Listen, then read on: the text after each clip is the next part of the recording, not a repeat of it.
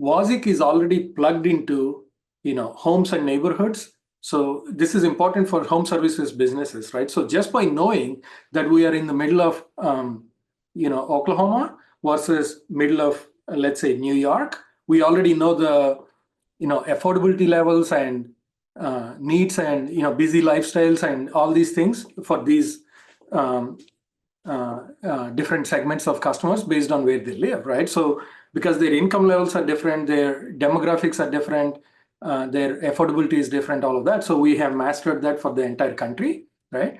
Then the moment we know which home is getting your service, we have already mastered all of that. It's $1 million home sitting in a 1 acre lot versus a smaller townhome. Maybe with less affordability. Maybe that's a younger family, right? So we have mastered all those things. Actually, one of the data features that I mentioned earlier, it's a 1 bedroom home or a 5 bedroom home. We know the lifetime value differences, right? So all these things are already done, so you don't have to do that, right?